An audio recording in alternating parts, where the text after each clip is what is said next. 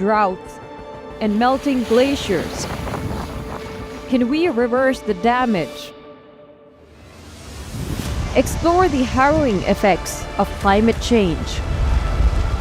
It's a wake-up call. Global emergency. Climate Tracker on WION World is One.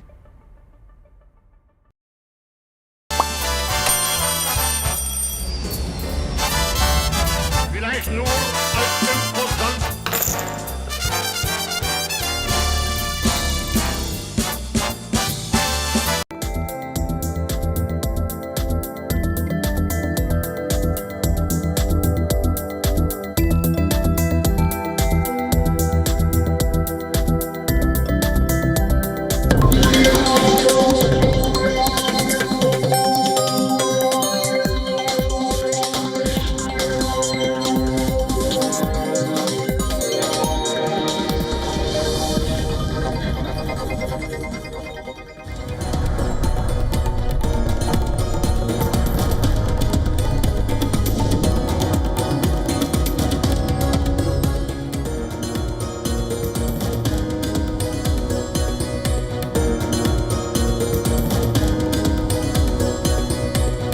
Welcome back, viewers. You're watching World DNA, the show that gets you ahead of the rest. I'm Shivan Chandna.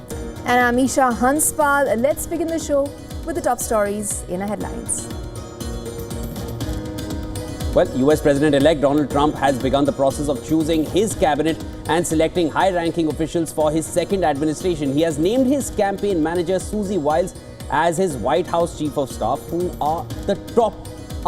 are the other top contenders for Trump's cabinet? We'll get you the latest on that on the show. And Russia's President Vladimir Putin has confirmed that Russia is ready to hold talks with the US President-elect Donald Trump. Along with this, Trump also revealed that he was prepared for conversation. During an interview, he said, "I think we'll speak." Of course, I'm quoting from what he said. With both leaders now willing to establish communication, what implications will it have? We'll get you all that you need to know. This and more World DNA. Let's start with the headlines.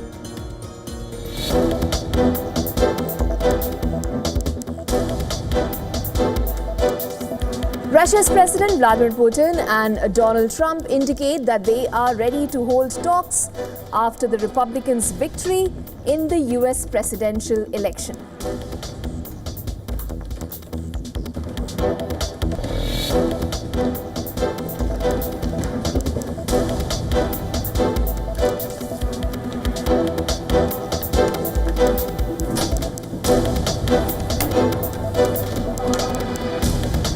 French President Emmanuel Macron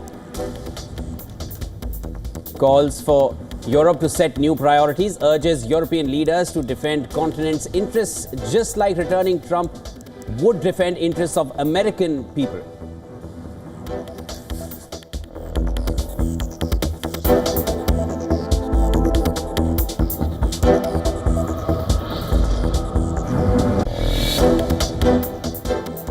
Bring down the temperature.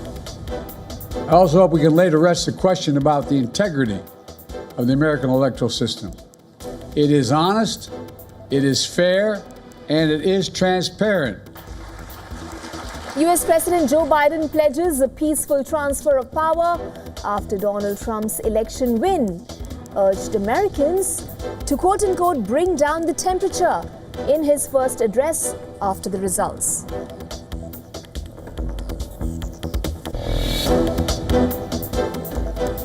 Donald Trump names his campaign manager, Susie Wiles, as White House chief of staff, his first major appointment since winning the election this week.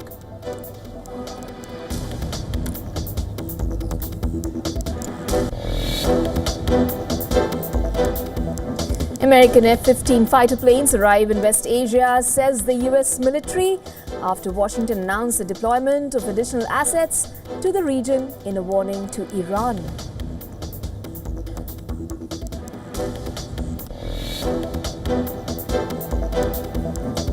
Ukrainian President Zelensky says it would be unacceptable for Europe to offer the Russia concessions to halt war in Ukraine after Moscow demanded the West enter direct talks on ending the war.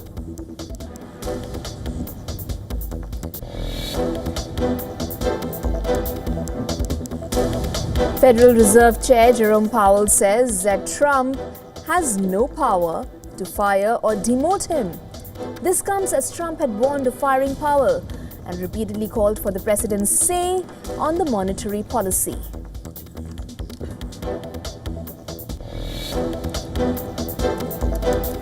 Chelsea set the record for the biggest UEFA Europa League victory. The Blues smash 8 past Armenian side Noah at Stamford Bridge.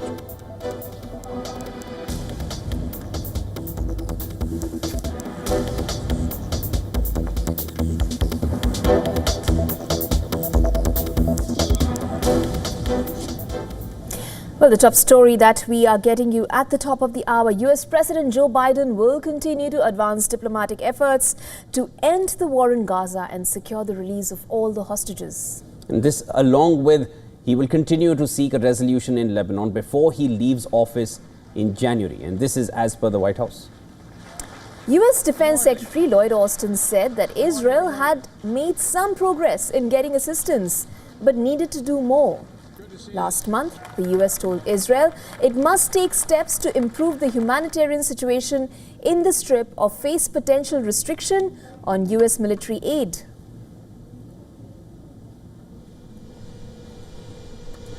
Also, Austin said he emphasized the issue every time he talked with Gallant, who was the Israeli defense minister until Tuesday when he was fired by Prime Minister of Israel Benjamin Netanyahu. As his dismissal took effect on Thursday evening, Gallant posted a farewell message saying he had spoken to Austin to thank him for his partnership and deep commitment to the defense cooperation between the two countries and the security of the state of Israel. The Israeli and Lebanese people. According to reports, Gallant has told families of hostages held in Gaza that Israel's military has no reason to remain in the Strip and that Netanyahu is keeping soldiers in Gaza out of a desire to stay there. The Israeli offensive continues with local media reporting that at least 50 Palestinians have been killed in Israeli airstrikes across Gaza in the last 24 hours, with 42 of the victims in the north of the Strip. The situation is no different in Lebanon.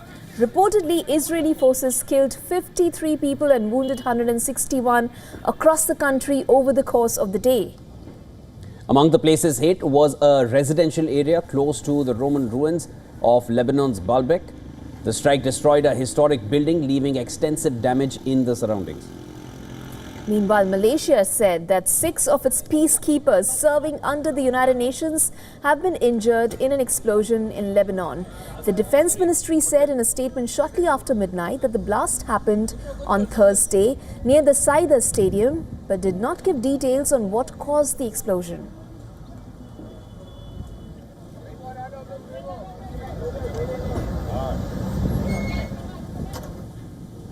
In Jerusalem, Shift 101, a group led by mothers of hostages advocating for the hostages through non-violent and non-political protest, gathered outside the Israeli Prime Minister's office for the 4th day of silent protest. In fact, even dozens gathered outside Netanyahu's office entrance and blocked the road. The location of the protest has changed since the day it began on Monday, with protesters sitting outside the Knesset and Netanyahu's home previously. Demonstrators adorned white clothes and sat quietly. There was no chanting or drumming at the protest site. And the organizers also emphasized that the protest does not have any political message. And the motive behind was to bring back the hostages. As Israel continues with its assault in Gaza, the new power dynamics in the United States can lead to a ceasefire in Gaza and, of course, a potential win against Iran.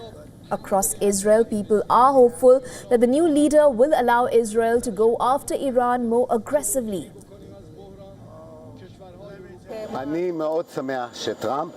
I am very happy that Trump won because I hope he'll make peace here, that he'll make peace and we'll have a good situation in the country and we'll go back to the north and back to the south. And he'll calm things down because I believe he is able to make peace with the Arabs and keep them on a short leash. There are also fears that Trump's unpredictability could further complicate Netanyahu's hazy strategic vision. Now, the new US-Israel power relationship could witness a change given that politically the new president is better placed domestically. Trump has made two things very clear here. He wants Israel's Gaza campaign to end when he takes office, and also a quick Lebanon deal is in place. It's an honor to have Prime Minister Netanyahu, a great friend of mine, and I think it's a big start. I think it's a big start, too. I think it's a fantastic thing. And we'll talk about that tomorrow. Today, I just want to say Ukraine President Volodymyr Zelensky has accused the North Korean troops present in Russia of taking part in combat with Ukrainian forces. Zelensky has stated that the North Korean troops have already suffered casualties in the conflict.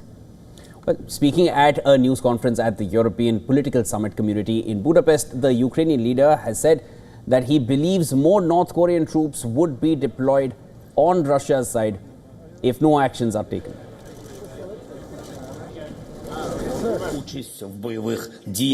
There are 11,000 troops. Part of them have already been in active combat against Ukrainian soldiers, and there have been losses already. If we do not deploy adequate weapons and political pressure on the Russian Federation, the next step may be much more extensive use of North Korean contingent. Because Putin always observes what the reaction of the world is. I believe that today the reaction is not sufficient. He added that it would be unacceptable for Europe to offer the Kremlin concessions to halt its invasion of Ukraine after Moscow demanded the West enter direct talks on ending the war. Kiev is scrambling to up the pressure against Moscow after Donald Trump won the US presidential election.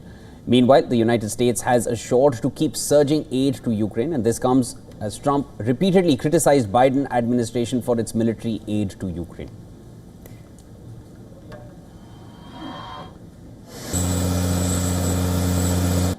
I think in September, the president talked about surging aid to Ukraine, and we've been hearing us to kind of announce aid to Ukraine over the past several weeks, if not months, and so that's not going to change. We're going to surge and get that out there to Ukraine. We understand how important it is to make sure they have what they need, and so. That hasn't changed. Now, Russian President Vladimir Putin has said that Ukraine has to maintain a neutral ground when it comes to the relationship with the West. Putin claimed that not maintaining neutrality would make Ukraine a tool for third countries to use against Russia, impacting their sovereignty.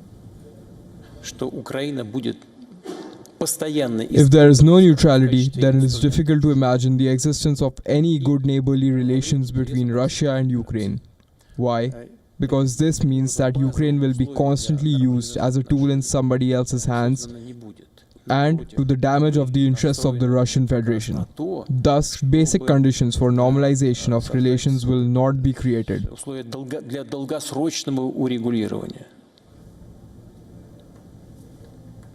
Further went on to say that Russia could hold military drills with North Korea.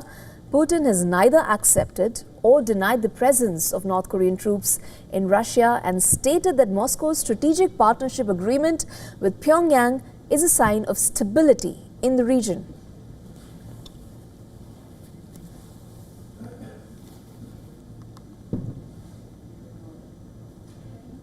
European leaders are gathering in Hungary for a two-day meet, and the meeting comes in the wake of Donald Trump's return to the White House.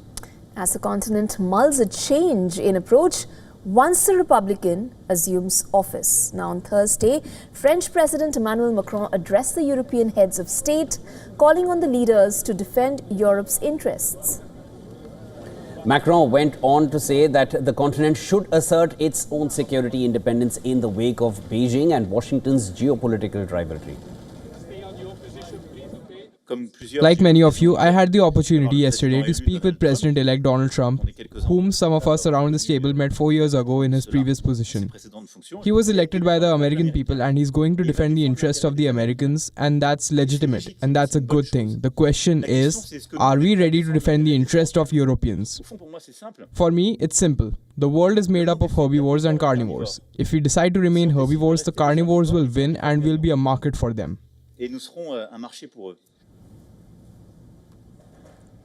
The plenary meeting, which will continue for a second day today, will address forthcoming challenges that will be posed by a Trump presidency. Ukrainian President Zelensky also addressed his counterpart, stressing the need for a strong alliance between Europe and the US. NATO Secretary General Mark Rutte also spoke on the growing geopolitical tensions across the regions, be it North and South Korea, West Asia's crisis and the ongoing Russia-Ukraine war. So these are really dangerous new developments, and we need to discuss that today, but I also look forward to sit down with President Trump and to navigate how collectively we'll make sure that we face this threat and that we keep our part of the world safe. During his first term as the US president, Donald Trump had threatened to withdraw from NATO, claiming that European members were not equal contributors to the bloc and that Washington was footing most of the funding.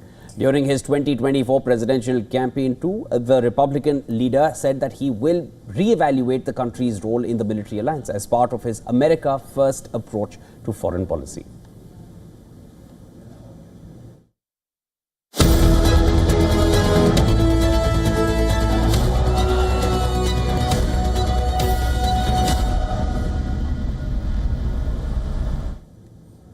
Okay, let's go over to the United States now. After Donald Trump's decisive election win, incumbent US President Joe Biden has assured of a peaceful transition of power. Biden, while thanking his party and his staff, accepted the election result and slammed critics questioning the fairness of the electoral system. Yesterday, I spoke with President-elect Trump to congratulate him on his victory, and I assured him that I would direct my entire administration to work with his team to ensure a peaceful and orderly transition. That's what the American people deserve.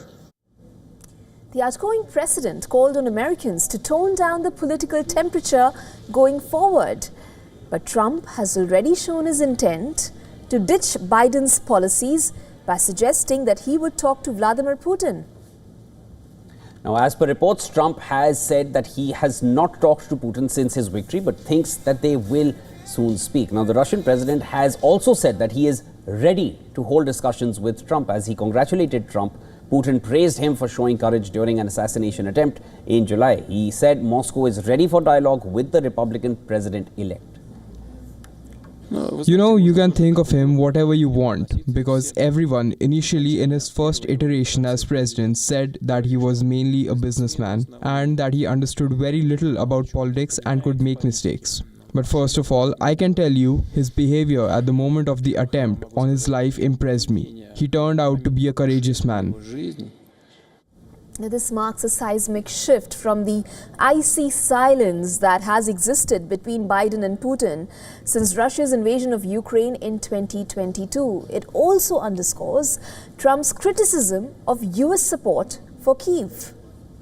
Trump previously said he would push through a peace deal in the conflict, but Ukrainian President Volodymyr Zelensky has said that calls for a ceasefire are dangerous. Meanwhile, US Defense Secretary Lloyd Austin has said that the US set up for success on the global stage if they follow through on the important things. The Pentagon chief highlighted work with NATO and Indo-Pacific partners as some of the country's strategic achievements in the last 4 years. Austin also vowed that the Pentagon is committed to an orderly transition to the incoming administration. Firepower and the ammunition.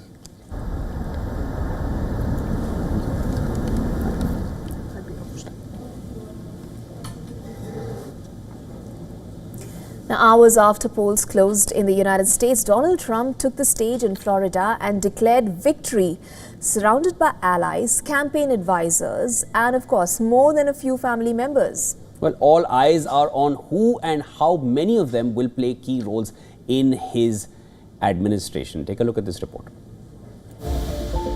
A picture is worth 1,000 words. And this family photo of Trump is under scrutiny, purportedly speaking volumes about the expected faces of Trump 2.0. Hours after polls closed in the United States, Donald Trump took the stage in Florida to declare victory. Surrounded by allies, campaign advisors, and more than a few family members, some of them had played key roles in his last administration. But will the businessman once keep them close again in the Oval Office? Of particular interest is the fate of Trump's second child, Ivanka Trump. While Melania Trump is missing from the picture, Ivanka and her husband Jared Kushner had played a prominent part in first Trump administration. Kushner was Trump's advisor on the Israeli-Palestinian conflict, as well as relations with China, Mexico, and Canada. But the couple were missing in this campaign. In recent months, Ivanka Trump and Jared Kushner have spent time settling into life in Miami. All eyes will be on what roles will they get now. The presence of tech mogul Elon Musk in the picture is another topic of speculation. Trump's other two sons, Donald Jr. and Eric Trump, also played prominent roles on the campaign trail this time. Eric's wife, Lara Trump, in particular, has a significant role in US politics as she serves as co-chair of the Republican Party. Lara also spoke at the Republican National Convention this year. The two were present at the gathering in West Palm Beach and in all likelihood will step into the places vacated by Ivanka and Jared in this administration. Also sharing the victory with Trump on stage were two of his 10 grandchildren. The president-elect's oldest grandchild, 17-year-old Kai, had spoken publicly for the first time during the RNC, describing Trump as very caring and loving and a normal grandpa. She also supported her grandfather via her personal social media. Kai has over 400,000 followers on Instagram and more than 200,000 followers on X. With his need for loyalists, Trump is certain to accommodate as many family members as he can in his administration. Of course, some more than the others.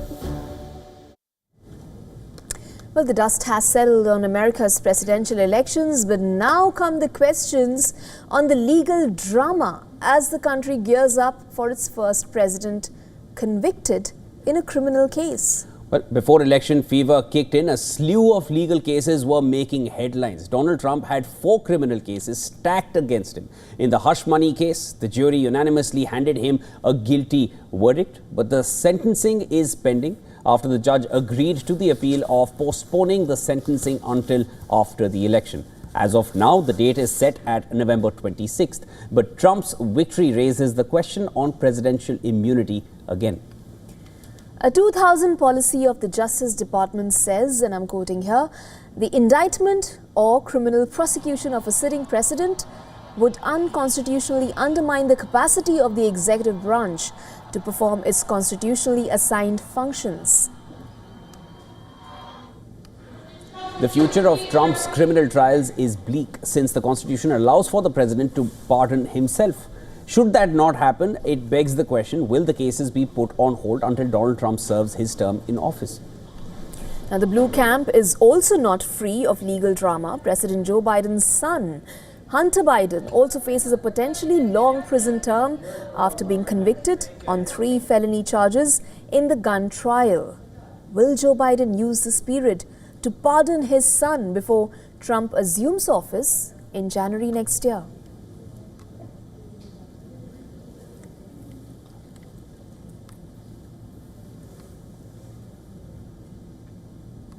As Donald Trump is set to become the US president, Mexico is preparing for possible trade disputes, tariffs, and most importantly, mass deportations of migrants. The migrants in Mexican border cities expressed fears about the potential impact of Donald Trump's victory on their asylum-seeking process and concerns that their plans to enter the United States could be disrupted. Pues no quiere a los latinos, no quiere a los mexicanos y pues siento que sí va a ser más difícil, más complicado igual para nosotros.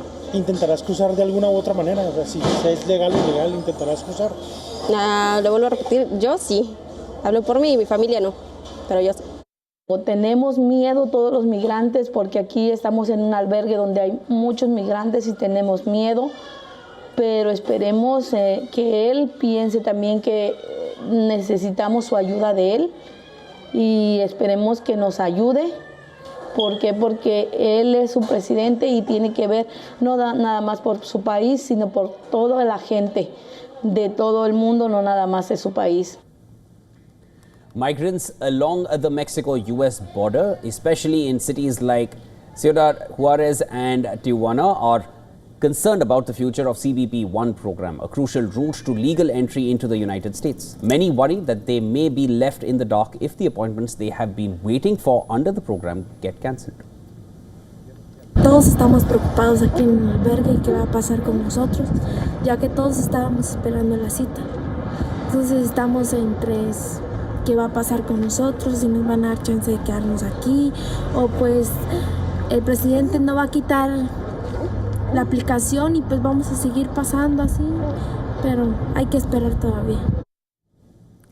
However, it is not the first time that Trump has threatened to impose steep tariffs. Trump changed the U.S. immigration politics during his previous administration by implementing policies that left hundreds of thousands of migrants stranded in camps along the Mexican border between 2017 and 2021.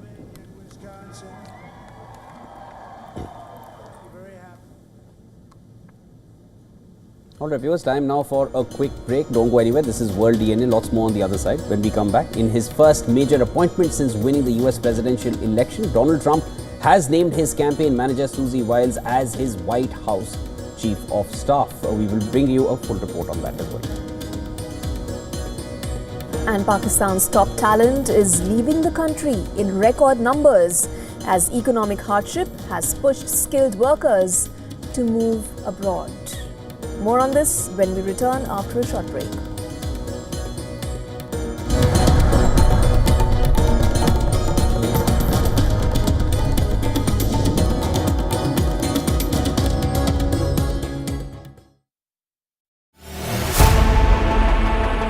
Know more, understand better, think ahead. Hello and a very warm welcome. You are watching Gravitas with me, Molly Gambhir.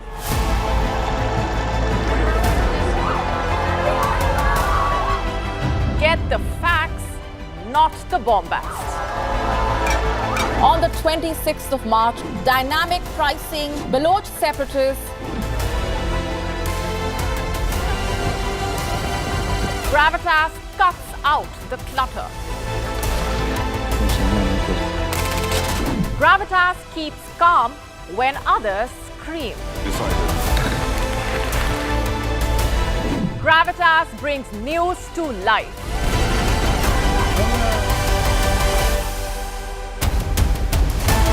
Weekdays, 9 p.m. IST, 3:30 p.m. GMT. Gravitas. Seeing is believing.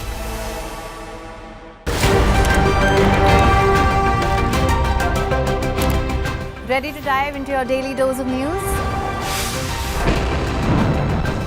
Bringing you what's trending in the West and all that's setting trends in the East. And all of this served up with a side of insightful banter. We don't just bring you the latest stories. We bring you your talking points for the day. And while you do that, from the busy streets of New York, I will provide you with deeper insights on the developments through the course of the day in the U.S. And I will be here at the WION headquarters, getting you all the action from the universe of sport. All that you need to know about your favorite teams and players, right here. The show that keeps you ahead of the global curve. A conversation you'd want to be a part of. A place where news becomes an engaging exchange. We bring you stories that impact your present. This is World DNA. Join the conversation.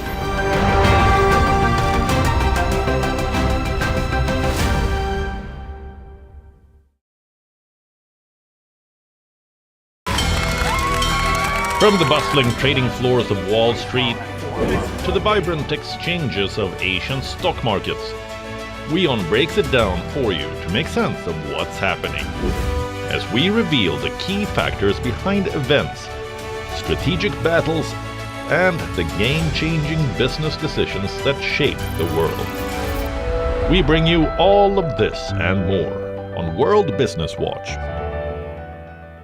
WION, India's global voice, the channel that brings you the biggest stories from across the world through India's lens.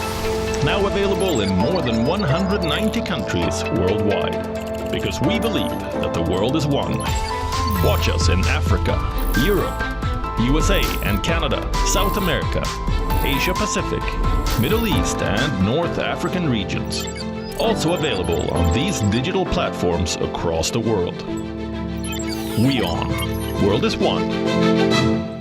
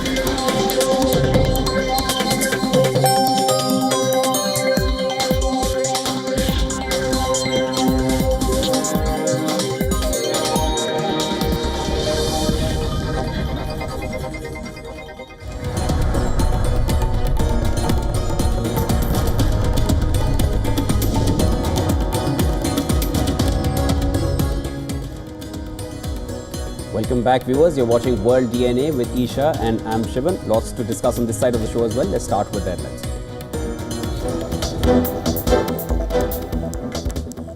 French President Emmanuel Macron calls for Europe to set new priorities. He urges the European leaders to defend the continent's interests, just like returning Trump would defend interests of American people.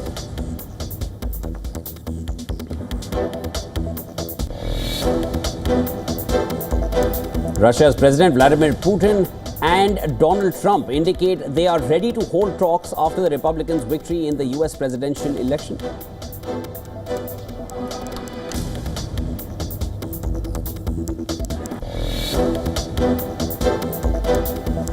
Donald Trump names his campaign manager, Susie Wiles, as the White House Chief of Staff, his first major appointment since winning the elections this week.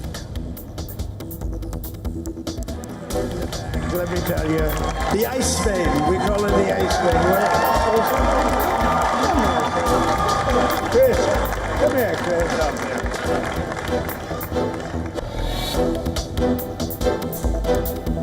Ukrainian President Zelensky says it would be unacceptable for Europe to offer the Russia concession to halt the war in Ukraine after Moscow demanded the West enter direct talks on ending the war.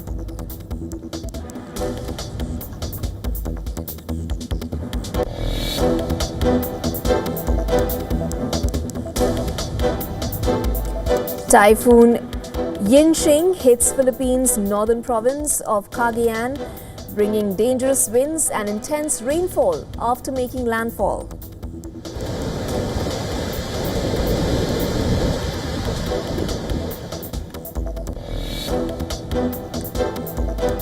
Federal Reserve Chair Jerome Powell says Trump has no power to fire or demote him. This comes as Trump had warned of firing Powell and repeatedly called for the president's say on monetary policy.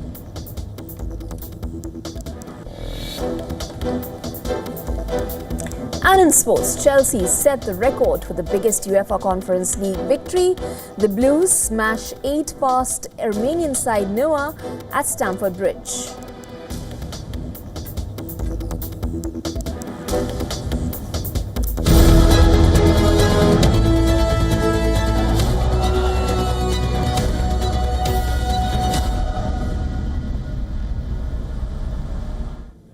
Donald Trump has named his campaign manager Susie Wiles as his White House Chief of Staff, and this is his first major appointment since winning the U.S. presidential election. Appreciation for Susie and Chris, the job you did. Susie, come here. Come here, Susie. Chris, come here, Chris. Susie likes to stay sort of in the back, let me tell you. The Ice Maiden, we call her the Ice Maiden. Come here, Chris. Come here, Chris. In a statement, Trump praised Wiles as tough, smart, innovative, adding that Susie will continue to work tirelessly to make America great again. The statement noted that she will be the first ever female chief of staff in U.S. history. With Wiles' appointment, Trump has begun the process of choosing his cabinet and selecting high-ranking officials for his second administration. All right, next up, let's take a look at the other top contenders for his cabinet. There's tech billionaire Elon Musk, who has been the most prominent face in the Trump presidential campaign. Now, one of the most prominent faces. He turned into a full-fledged Trump supporter and holds billions in federal contracts. He has reportedly sought a role in a second Trump administration. Who was fist pumping after. Mike Pompeo, a former CIA director and Secretary of State and devoted ally of Trump, chose not to challenge his ex-boss for the Republican nomination. Then there is Robert F. Kennedy Jr., who was once a presidential hopeful himself just a few months ago, but he threw his hat behind Trump in the last moment. The son of the assassinated Bobby Kennedy and nephew of JFK, he has a strong chance of making it to the Trump cabinet after backing the Republican. Richard Grenell is a former Fox News contributor who is among Trump's closest foreign policy advisors, and he is in the running for Secretary of State or other top foreign policy and national security posts.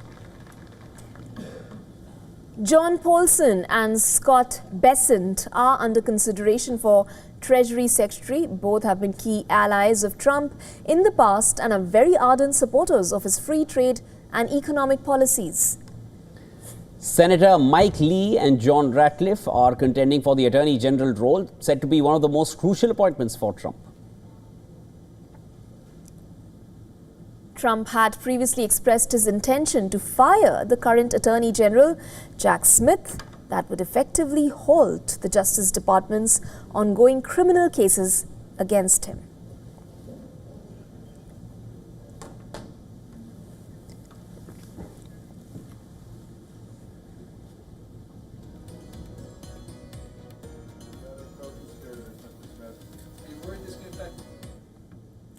And for more on this, we are now being joined by VOA correspondent Carolyn Prisutti, who's joining us live from Florida. Carolyn, good to have you with us on the show. First up, your thoughts on what Trump's cabinet is going to look like. Of course, he has spoken of how he will go after his political rivals. In one of his speeches, he did say that he has said he has appointed Susie Wiles as the chief of staff in the cabinet. That is the first appointment. During his victory speech, he was joined by friends and families and a lot of advisors as well. And of course, Elon Musk is touted to have a key position, and he's supposed to be amidst the ranks there. So what do you think the Trump's cabinet is going to look like? Well, let's start with Susie Wiles, right? She was just named as his chief of staff today, incidentally, the first female chief of staff in history. Susie Wiles has been with him on the campaign trail, and she runs a tight ship. She has been in charge of what's called the plane manifest. So she decides who goes on the plane with President-elect Trump. She did that all during the campaign. So she's very familiar with all of these rallies. She's very familiar with all the people involved. In fact, we are here in West Palm Beach, Florida, and She was very instrumental in Florida politics, so she's no stranger to politics. She was actually in the Trump White House during his first term. And in politics here in this state, she helped run the campaign for Ron DeSantis as he was elected governor. So no stranger to politics, runs a tight ship, leads a lot of analysts to say he's coming prepared this time. Before, remember, in 2016, Donald Trump was very much a stranger to politics. He was a businessman, an entrepreneur. He had never held public office. So when he first came in, he didn't quite know about the transition. He didn't quite know how he had to have his people in line before he stepped through the door of the White House.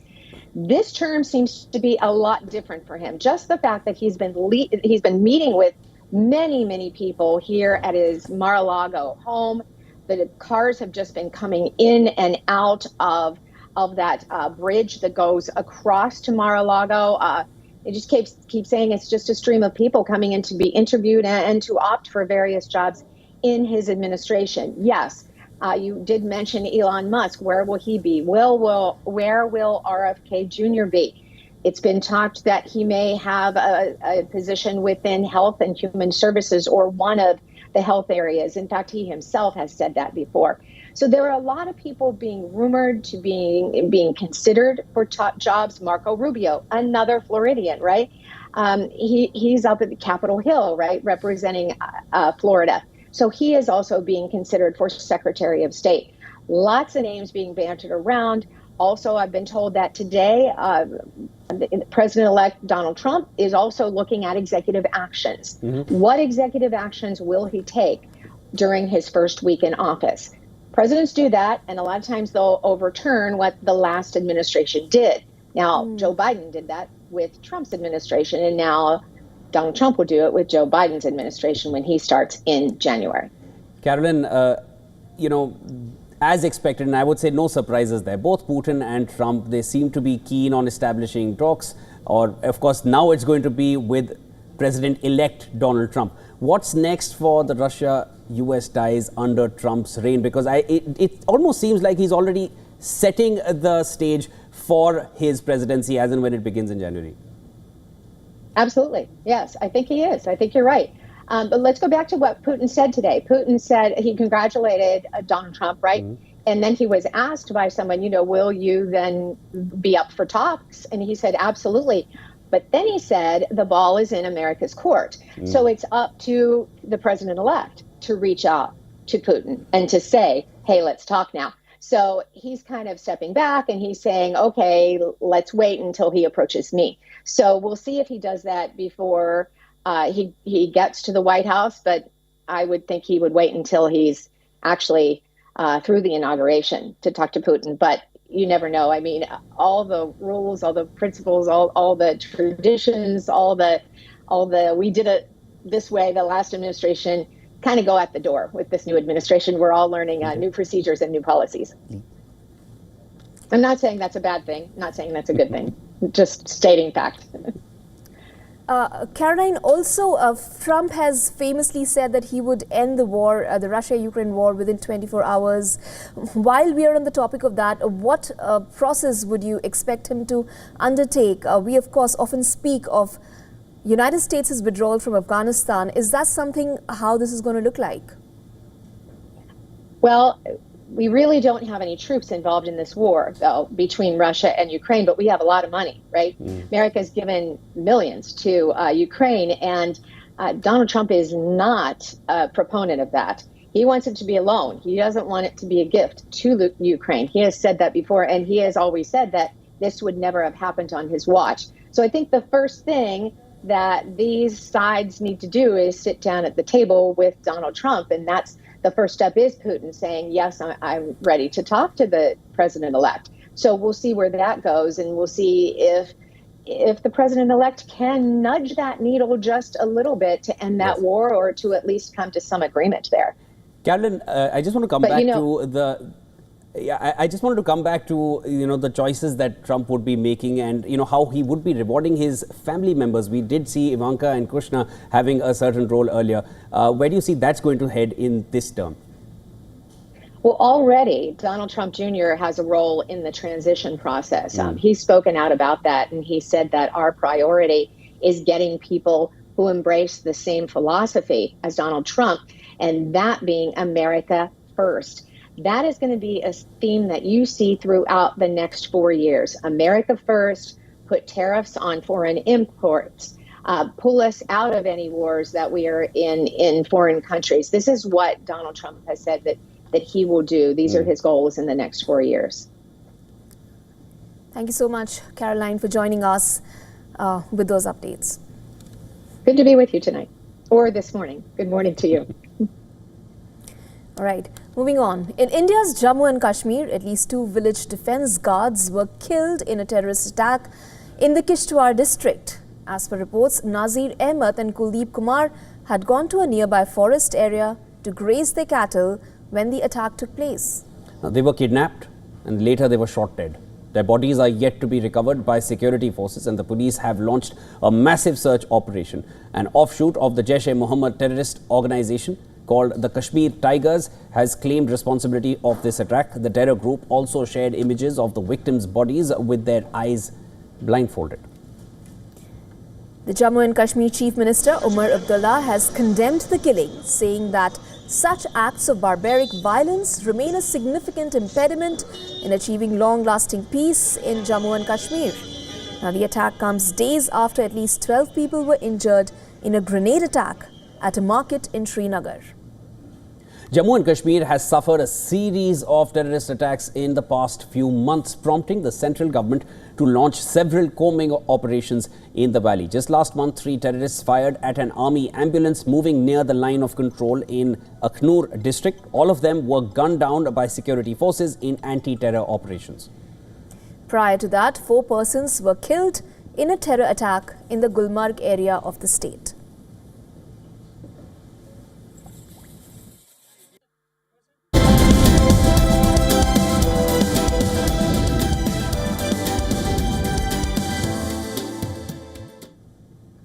The Federal Reserve delivered a quarter-point interest rate cut on Thursday, the second straight reduction as widely expected.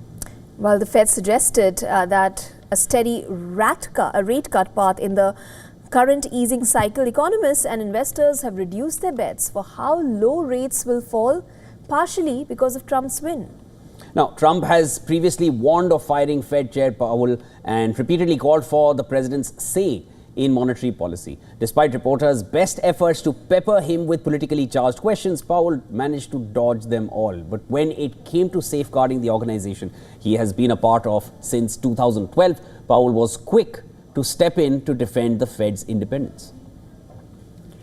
And on Trump's threat to fire him, Powell said the president-elect has no power to fire or demote him. When asked whether he would step aside if Trump asked for his resignation, Powell firmly said no, without exception, and Powell also refrained from making any assumptions about the policies that the next government may implement. In the near term, the election will have no effects on our policy decisions. As you know, many things affect the economy, and anyone who writes down forecasts in their job will tell you that the economy is quite difficult to forecast looking out past the very near term. Here, we don't know what the timing and substance of any policy changes will be. We therefore don't know what the effects on the economy would be, specifically whether and to what extent those policies would matter for the achievement of our goal variables, maximum employment and price stability. We don't guess, we don't speculate, and we don't assume. Trump pledged more aggressive tariffs and tax cuts, and they have the potential to push inflation and interest rates higher. However, Powell said any future policy choices will be based on economic data. Now, just in principle, it's possible that any administration's policies or policies put in place by Congress could have economic effects that over time that would matter for our pursuit of our dual mandate goals. So we, along with countless other factors, forecasts of those economic effects would be included in our models of the economy and would be taken into account through that channel. Now we turn our attention to the news on Pakistan's top talent leaving the country in record numbers. Economic hardship has pushed skilled workers to move overseas. Hollowing out banks, hospitals and multinational companies. Take a look at this next report for more on this.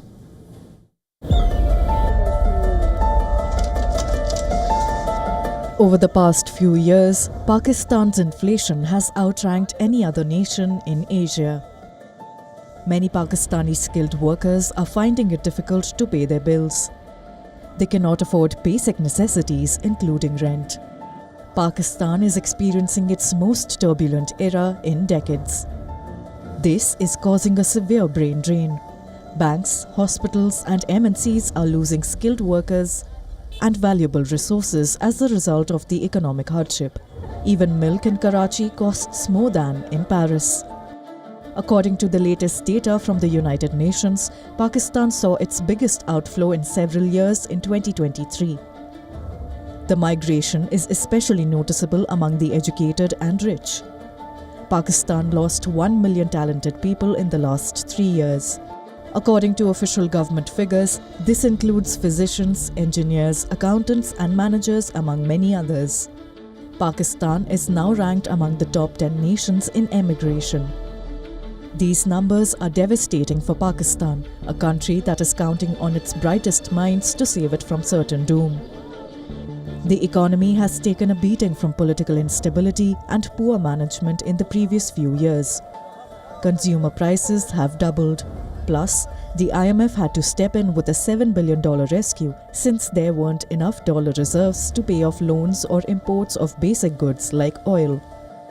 Pakistanis leaving the nation in search of better employment opportunities is nothing new.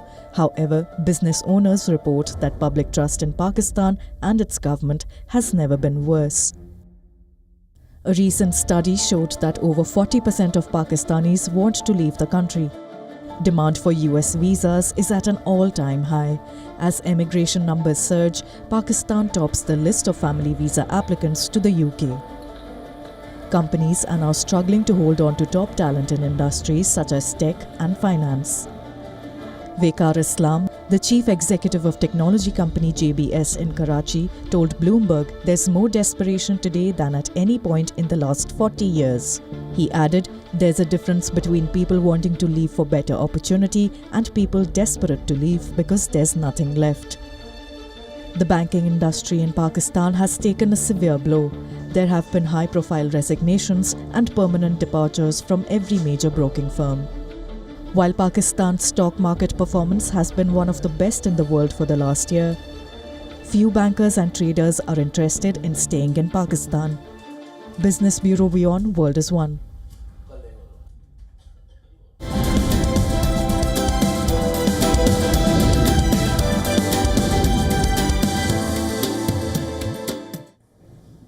All right, next up, let's take a look at all the developments from technology, starting with India's Financial Crime Agency. Reports suggest that the crime agency conducted raids on several Amazon and Flipkart sellers to probe alleged breaches of foreign investment laws.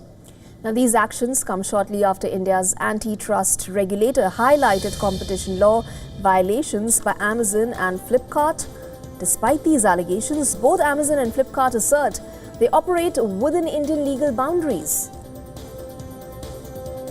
The Indian enforcement officers reportedly searched 19 locations across New Delhi, Mumbai and Bengaluru. Additionally, officials suggest the investigation centers on whether these platforms manipulate prices and hinder fair competition, violating Indian regulations.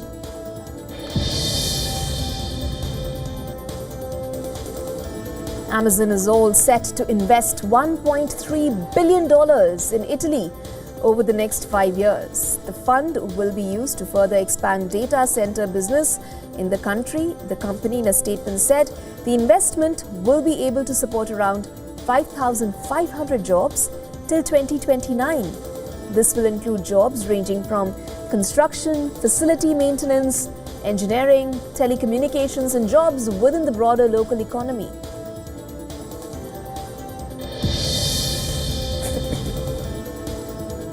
Roblox is rolling out new safety measures for kids under 13 to address concerns about harmful content on the platform. The popular online gaming site with around 70 million daily users lets players design their own games or join those created by others. However, some parents and regulators have raised concerns about younger users encountering inappropriate content.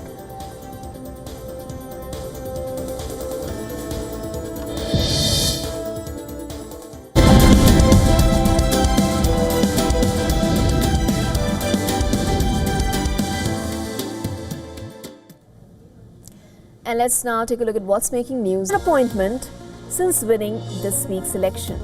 Spain, we call it the ice vein. Chris, come here, Chris. Susie likes to stay in the background. She's not in the background.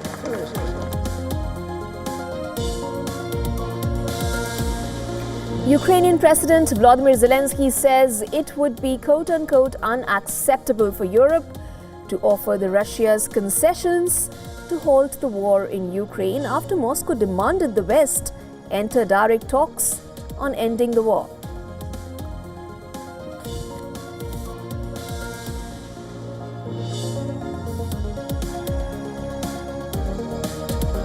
News outlet The Australia Today voices concern after Canada blocks its social media handles following the airing of a press conference featuring India's External Affairs Minister.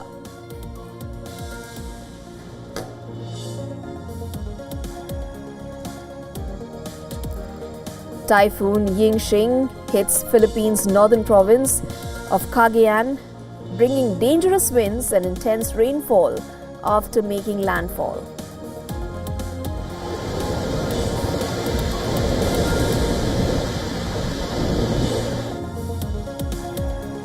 Nissan's shares fell as much as 10% on Friday to their lowest since October of 2020 after announcing plans to lay off 9,000 workers. The firm's CEO also took a 50% pay cut and said Nissan would sell off its stake in Mitsubishi Motors.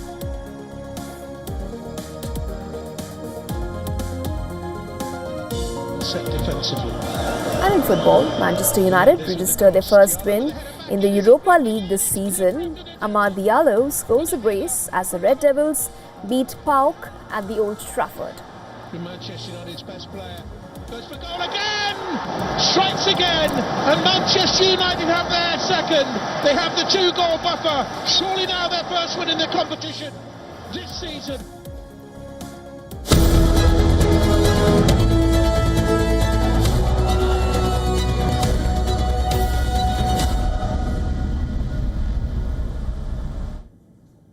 After Donald Trump's decisive election win, incumbent US President Joe Biden has assured a peaceful transition of power. Biden, while thanking his party and staff, accepted the election result and slammed critics questioning the fairness of the electoral system. Yesterday, I spoke with President-elect Trump to congratulate him on his victory, and I assured him that I would direct my entire administration to work with his team to ensure a peaceful and orderly transition. That's what the American people deserve. The outgoing president called on Americans to tone down the political temperature going forward, but Trump has already shown his intent to ditch Biden's policies by suggesting he would talk to Vladimir Putin. As per reports, Trump has said that he has not talked to Vladimir Putin since his victory.